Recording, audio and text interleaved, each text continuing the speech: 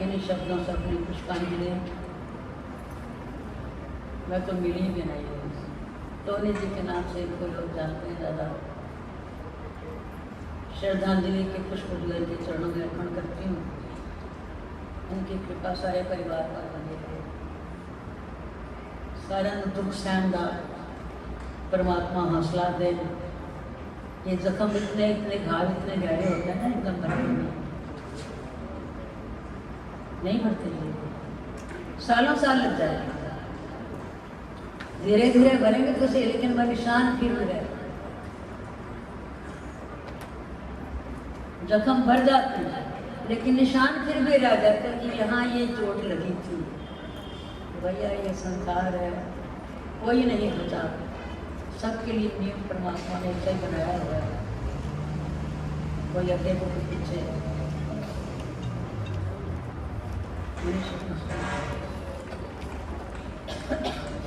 जय श्री राम। श्री राम जय जय राम, श्री राम जय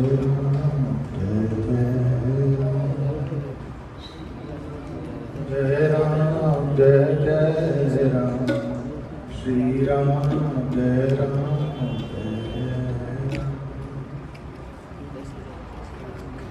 राम नाम सत्य है और सत्य बोलो गति। ये आखिरी समय की याद क्यों आता है? कभी घर में सत्संग हो, कीर्तन हो, शादी हो, ब्याह हो, मकान का मुहूर्त हो, जन्मदिन हो, कभी भी हमने ये नाम का उच्चारण किया? घर में बोलते इस बात को, राम नाम सत्य है, सत्य बोलो गति।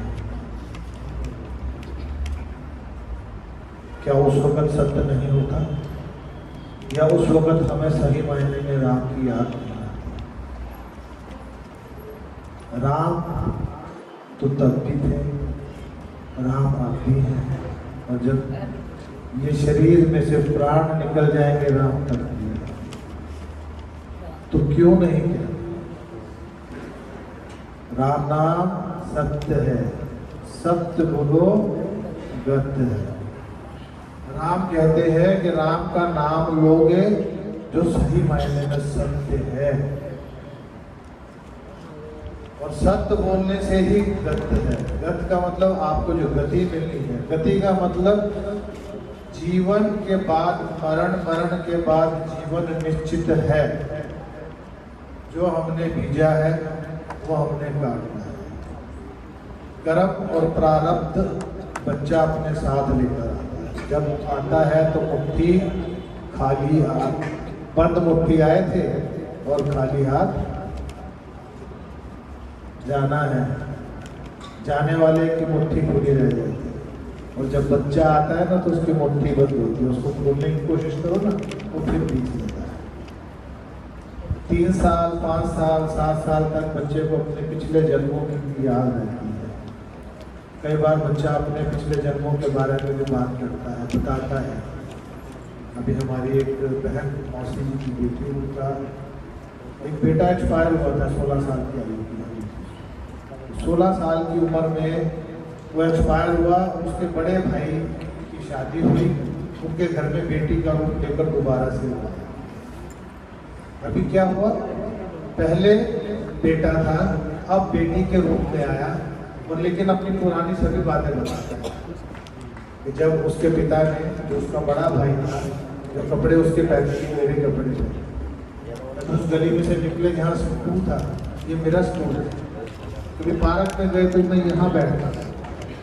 तो वो बच्चा अभी एक एक बात, लेकिन एक ही बात को एक ही बार बोलता है, रिपीट नहीं करता। तो बहुत से ऐसे हादसे, बहुत सी ऐसी कथाएं हैं।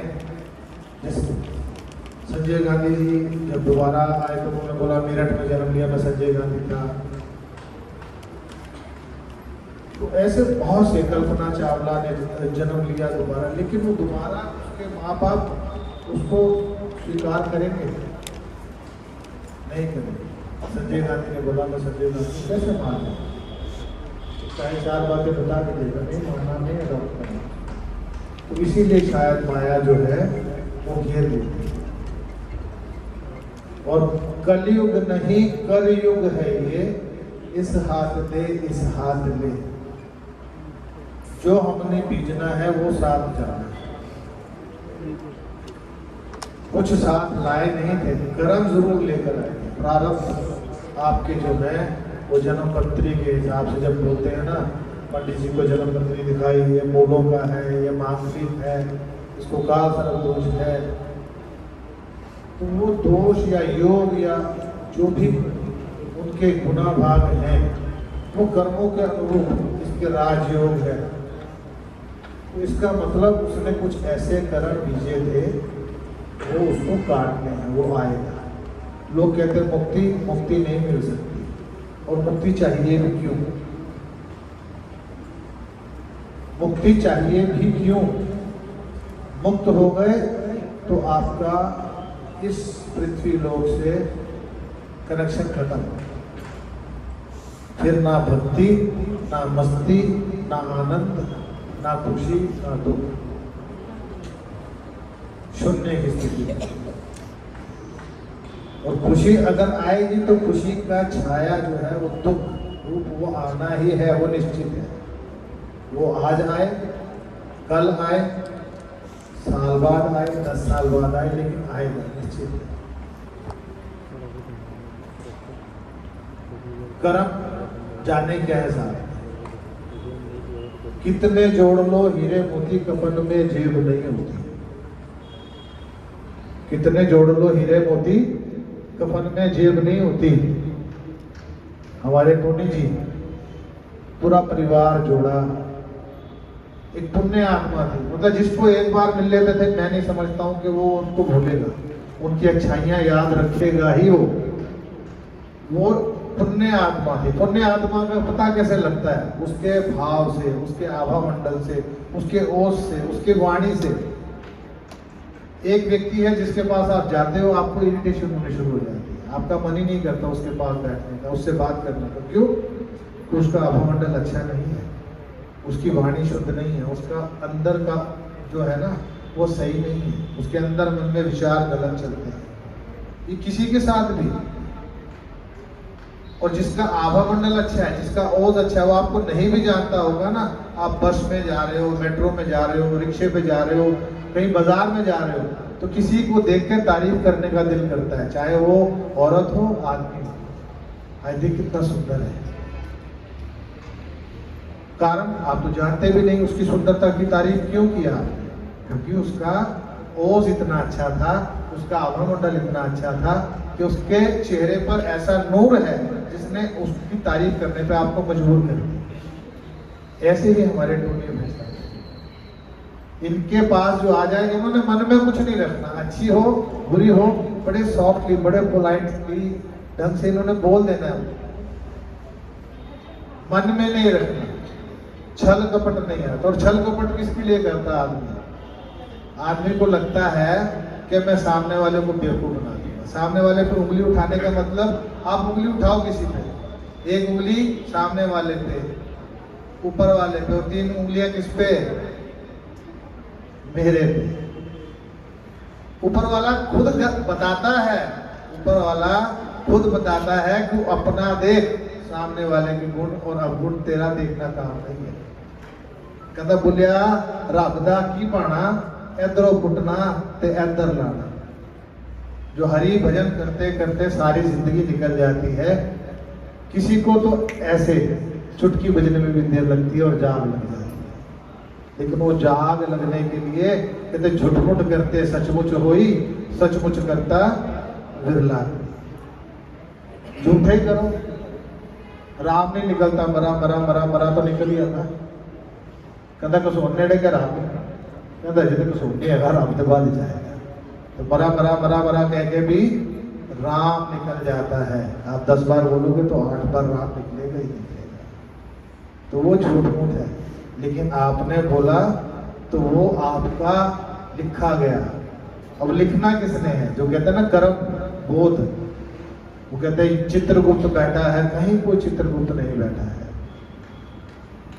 आपके मन में जो गुप्त रूप से चित्रण हो रहा है वो है चित्रगुप्त, जो यहाँ पर अंदर। मेरे मन के विचार मैं जानता हूँ, आप नहीं जानते, और एक पलक झपकने में मेरे विचार बदल जाते हैं। तो उसका लेखा जोखा तो सिर्फ मेरे पास है, वो चित्रगुप्त अंदर है। कहते भगवान को खोजो। भगवान क्या है? भा से भूमि, गा से गगन, वा से वायु, आ से अग्नि, ना से नीर, 5 तत्व का पुतला बना ये मेरा शरीर। 5 तत्व से बना है ना, और यही 5 तत्वों में विलीन हो जाता है। यही है भगवान। अब भगवान मिलेगा कहाँ पर? मंदिर में। वो वाले मंदिर में नहीं जहाँ के घंटियां बजानी है, मंदिर में, मन के अंदर में। जिन खोजा तिन पाया। अंदर कितने लोग जाते हैं, कितने लोग ध्यान करने की कोशिश करते हैं, कितने लोग अंदर मत जाओ। 2 चीजें जीवन में कर लो। जो आज के समय में जो लोग परेशान है ना जीवन में, अपने ग्रहों से, अपनी परेशानियों से, अभी घुटनों से जो तकलीफ है, मान लो कमर से तकलीफ है, जो जवान बच्चे उनके कमरों में दर्द है, कमर, बैक पेन, बुजुर्ग जो हैं घुटने बैठ गए। क्यों? जो पहले पुराने टाइम थे, जब हम अपनी बात करें तो हम दंडवत करते थे, पाँव पे प्रणाम करते थे, पाँव छू के प्रणाम करते थे। अभी तो धीरे धीरे धीरे घुटने पे आ गए। अभी तो घुटने भी छोड़ दिए, पट पे हाथ रख के दूर से ही पैरी पड़ रही। तो आपने क्या किया?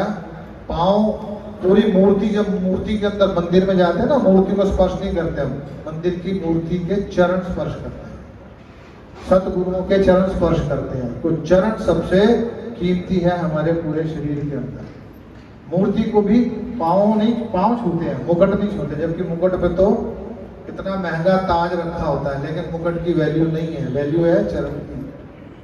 और जब किसी के पाँव छुए जाते हैं ना, अगर आपका बेटा आपके पाँव छुएगा ना, दोनों, ना चाहते हुए भी, ना चाहते हुए भी, कोई भी यदि आपके दोनों पाँव पे से हाथ रख देगा ना, तो आपके मुंह से आशीर्वाद निकलेगा ही निकलेगा।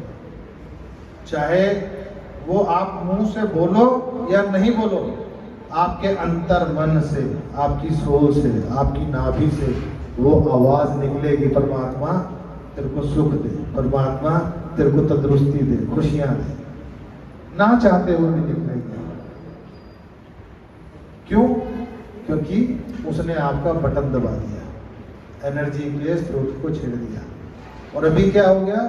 घुटने पे हाथ रखा, एनर्जी को ब्रेक कर दिया।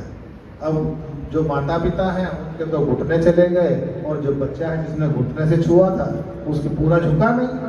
पूरा ना झुकने के कारण कमर में एनर्जी का, क्योंकि इसके पीछे भी बहुत बड़ी साइंस है। आज ये कोरोना ने सबको दोबारा से सनातन, जो साइंस है, सनातन बेसिकली कोई धर्म नहीं है, सनातन एक बहुत बड़ी साइंस है। जितने भी हमारे ग्रह हैं वो हमारे घरों के अंदर मौजूद हैं। अब ज्योतिष के अंदर कहते हैं कि चंद्रमा जल तत्व का कारक है। अभी साइंस ढूंढे, चलो जी चंद्रमा ढूंढेंगे, नासा वाले चंद्रमा पे पहुंच गए।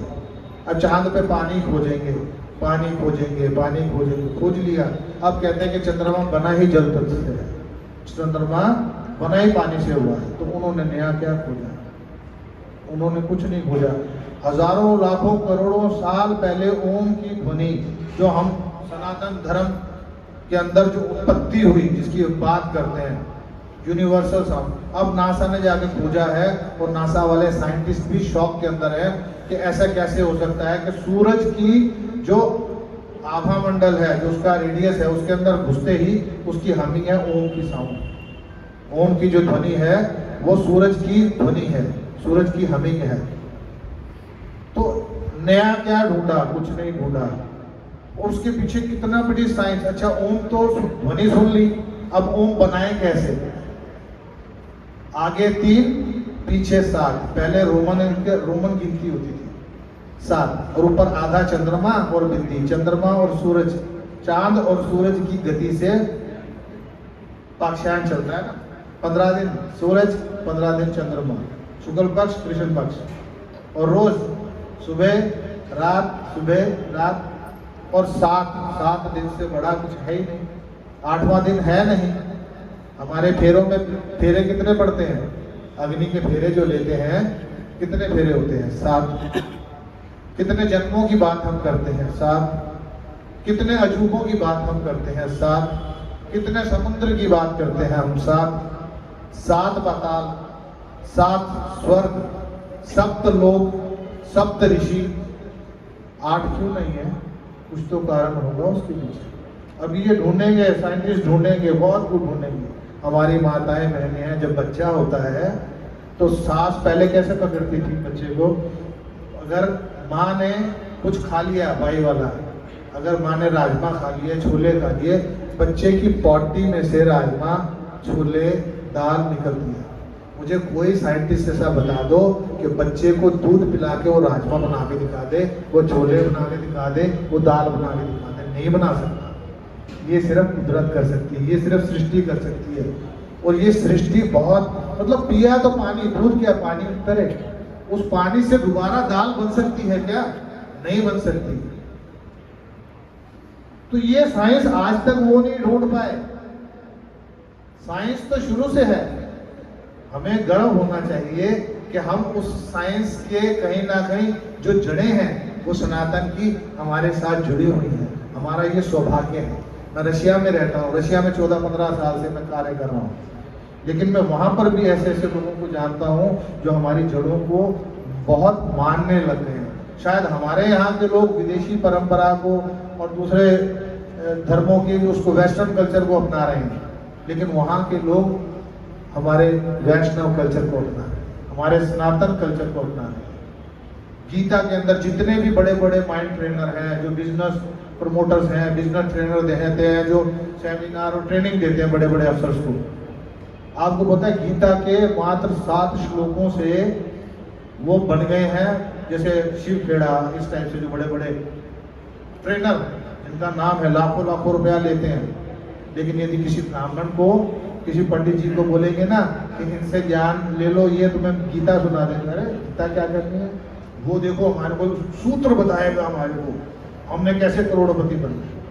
लेकिन गीता आपको ये बताएगी कि करोड़पति, अरबपति, खरबपति सब बन सकते हो, लेकिन उसको सदुपयोग कैसे करना है वो गीता बताएगी, वो नहीं बताएगा। बच्चों को पुराने समय में माँ बाप अपने बच्चों के नाम कैसे रखते थे? सीताराम, रामनाथ, श्यामनाथ, कैलाश, भगवान के नाम पे रखते थे। क्यों? क्योंकि उनको कहीं ना कहीं थोड़ा बहुत साइंस का ज्ञान था कि बार बार जपने से, वही कहते हैं ना झूठ मूठ। और वो बच्चे को बुला रहे हैं, रामनाथ, श्यामे, नाम ले रहे हैं बच्चे का, लेकिन कब बार बार बोलता ना, बोले रामदा की पाना है तो चुटकी, कब कहाँ तार जुड़ जाए आपको पता नहीं है। और गीता भी यही कहती है, कहीं पर लिखा है कि करत करत अभ्यास के जड़मति होत सुजान, बार बार बोलने से आपकी हर चीज मिलती है। और अवचेतन मन की शक्तियां जो है ना, उसके बारे में अब तो जागरूकता आ गई। द सीक्रेट देखना कभी, उसके अंदर सब कुछ लिखा हुआ है। जीवन को जीना कैसे, बच्चे को लाइफ डिजाइन कैसे करना है। हम अपने बच्चे को सिखाते क्या है? हम बच्चे को सबसे पहले झूठ बोलना सिखाते हैं। घर में कोई रिश्तेदार आ गया, जब कहते पापा सुनते हैं, फोन चुप गया, पापा को बोल दे पापा तो पाठ कर रहे हैं, बोल दे पापा नाश्ता कर रहे हैं, बोल दे पापा टॉयलेट में।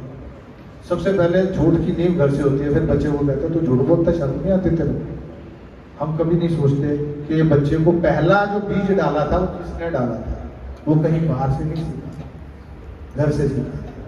और सनातन धर्म के अंदर जो बार बार बात होती है कि जो मैंने अभी बात की कि जो ग्रह हैं हमारे घर के अंदर है।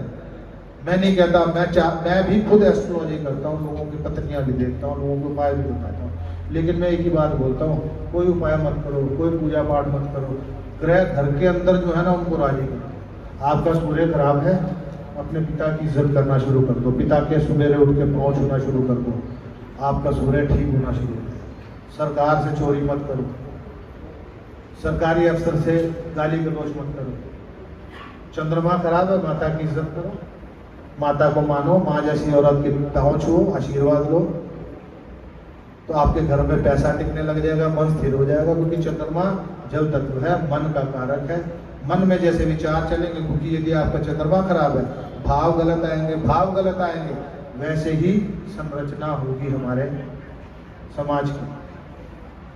भाई के रिश्ते खराब हैं तो मंगल अच्छा कर लो, मंगल अच्छा करना है तो पहले गुरुद्वारों में मंदिरों में पतासे चढ़ाए जाते थे। ये बूंदी का प्रसाद तो अब शुरू हुआ, पहले तो पतासे चढ़ते थे। पतासे गुरुद्वारे मंदिर में चढ़ाना शुरू कर दो, भाइयों के रिश्ते बहुत अच्छे बनने शुरू हो गए। जिनके भाइयों के रिश्ते नहीं बनते ना, मंदिर गुरुद्वारे में पतासे बांटना शुरू कर दो, भाई की इज्जत करना शुरू कर दो, भाइयों के रिश्ते अच्छे हो जाएंगे। लेबर को गाली गलौज करना बंद कर दो। हम शोरूम पे जाते हैं 10,000 रुपये की जीन्स तो ले आते हैं, रिक्शे वाला 15 मांग ले, उसको भी 10 रुपये 5 रुपये के लिए लड़ पड़ेंगे, उसे 5 नहीं देंगे। वहाँ 10,000 के 9,999 रुपये नहीं लेगा वो जीन्स के, वो पूरे 10,000 रुपये दे के आते हैं। रिक्शे वाले को 5 फालतू नहीं देने, हम पार्किंग वाले को 5 फालतू नहीं देने। तो हम अपना शनि खराब करते हैं। शनि आपके कर्म है। फिर दोष देते हैं पंडित जी को, पंडित जी ने तो पूजा करा दी, पंडित जी ने हमारे उपाय करा दिए, फर्क तो आया नहीं। पंडित जी ने तो पिछले धोए थे आपको, आगे फिर इकट्ठे करी जा रहे। क्योंकि जो हम अपने कूड़े की ढेरी लेके चलते हैं ना, उसको साफ करने में समय लगता है। तो थोड़ा सा अच्छे कर्म करने हैं, अपने रिश्ते, घर की बहन बेटी बुआ, ये हमारे बुद्ध हैं। अगर बुद्ध खराब है तो बहन बेटी बुआ मौसी इनकी इज्जत करने लग जाओ, इनको मान सम्मान देने लग जाओ, इनको प्यार से पूजने लग जाओ। अब हमारे टोनी भाई साहब अपनी बहनों का कितना करते थे, वो उनकी बहनें जानती हैं। वो एक छोटी बहन है, वो तो तब भी और अब भी मैंने देखा, उसके तो आंसू नहीं रुकते। वो तो शायद बहन कम और बेटी ज्यादा। तो यही प्यार जो होता है ना, जो आदमी के कर्म है, जैसा बीजना है वैसा काटना है। जो आप बीज के जा रहे हो वैसा ही वापस आना है। ये यूनिवर्सल ट्रूथ है। पुराने लोग, बड़े बुजुर्ग कभी भी घर जब भी काम से वापस आते थे तो खाली हाथ घर वापस नहीं आते। चाहे फल ले आए, चाहे मिठाई ले आए, चाहे कुछ भी लेके आए, खाली हाथ कभी नहीं आते थे। अभी कितने प्रतिशत लोग हैं जो काम से घर जाते हैं तो कुछ ना कुछ लेके जाते हैं? बहुत कम लोग रहते हैं। तो क्यों हमेशा कुछ ना कुछ लेके जाना चाहिए घर। और अभी तो ये कोरोना के चक्कर में लोगों ने घर के बाहर जूते उतारने शुरू कर दिए। पहले घरों के अंदर जूते जाया नहीं करते थे, जूते बाहर होते थे, घर के बाहर चप्पल जूते उतरते थे। पहले चौखट होती थी, लकड़ की चौखट होती थी, तो घर की बात घर के अंदर रहती थी। टॉयलेट घर के बाहर होते थे। टॉयलेट राहु है, कंफ्यूजन है, झगड़े हैं। अभी क्या, कमरे 3 टॉयलेट 4 चाहिए, कमरे 3 टॉयलेट 4 चाहिए। क्यों चाहिए? गेस्ट के लिए भी चाहिए। तो घर में कंफ्यूजन बढ़ गई, टेंशन बढ़ गई, रिलेशन खराब हो गया। चौखट थी, एक निकल गई, चौखट में से एक खट निकली तो खटखट शुरू। बहुत बड़ी साइंस थी जो पुराने घर बनते थे। पुराने अगर मिस्त्री बुढ़े अगर देख लोगे ना, तो उससे आप बोलोगे उसको प्लॉट दिखा दो आप सुबह के समय ले जाके, तो वो साउथ ईस्ट के अंदर ही किचन बनाया। उसको नहीं पता वो साउथ ईस्ट है, आदमी कौन है। उसको ये पता है कि पूरब यहाँ सूरज निकलेगा और साउथ वेस्ट में छुपेगा, सारा दिन यहाँ पर रोशनी रहेगी, तो वो साउथ ईस्ट में किचन बनाएगा कि यहाँ पर रोशनी रहनी चाहिए। पहले बरामदे हुआ करते थे, अभी तो घर छोटे हो गए तो बरामदे कहाँ से रखने हैं। लेकिन फिर भी घरों के अंदर कच्ची मिट्टी रखनी चाहिए, ताकि जो भी अर्थिंग जो होती है ना, नेगेटिविटी जितनी भी है, यदि जिसके घर में कच्ची मिट्टी होती है ना, उसके घर में तंत्र का प्रभाव नहीं आता। जिसके घर की चौखट पूरी होती है उसके घर में नजर टोक नहीं जाती, बुरी चीज़ों का प्रवेश नहीं होता। ये छोटी छोटी चीज़ें हैं। बड़े बुजुर्ग हमारे बहुत सिंपल तरीके से हमारे को जीना सिखा गए, लेकिन हमने सीखा क्या उनसे? करोड़पति बनने से कोई नहीं रोक सकता आपको। सोचो, सोचने में कोई बुराई नहीं है। एक तरफ वाणी में लिखा है, सोचे सोच ना होई जे सोची लखवार, लेकिन यहाँ मैं कहता हूँ सोचे सोच ही हुई कि सोच लखवार। लेकिन सोचना क्या है वो मैटर करता है। अभी आप नाजायज चीज सोचो वो फिर गलत बात, क्योंकि कर्म और प्रारब्ध तो है, लेकिन बीजों के जो वो आपको मिलेगा। आज क्या बीजा वो आपके ऊपर है। आम का पौधा बीजोगे तो आम लगेंगे ही लगेंगे। बांस का जो पौधा है वो 1 साल में 1 इंच बढ़ता है, 4 साल में 4 इंच बढ़ता है, और 5वें साल में 80 फुट। तो मतलब 5 साल के अंदर 5 इंच, मात्र इंच कितने होते हैं? ये 4 उंगल 4 इंच 5 इंच। तो 4 साल 5 साल इंतजार किया। आम के फल जो है वो भी 6 से 7 साल में लगते हैं। तो वो जिसने बीजा है उसको पता है कि 5 साल बाद फल लगेगा, 7 साल बाद फल लगेगा। हम कहते हैं कि पंडित जी ने आज पूजा करा दी तो हमारे को तो कल ही रिजल्ट मिलना चाहिए। पंडित जी ने कहा था काल सर्प की पूजा करा लो, शादी हो जाएगी, आपके काम बन जाएंगे। तो पंडित जी हुई तो नहीं। तो पंडित जी जादूगर थोड़ी है भाई, डमरू थोड़ी बजाए। उन्होंने आपके जो पिछले जन्मों की जो ढेलियां लेके आए थे ना, वो तो घर के रिश्ते बनाने, सुधारने, संवारने शुरू कर दो, आपके ग्रह अच्छे हो जाएंगे। घर के अंदर जितने भी जो लोग हैं उनकी इज्जत करो। दूसरी चीज, निंदा चुगली ना करो, ना सुनो।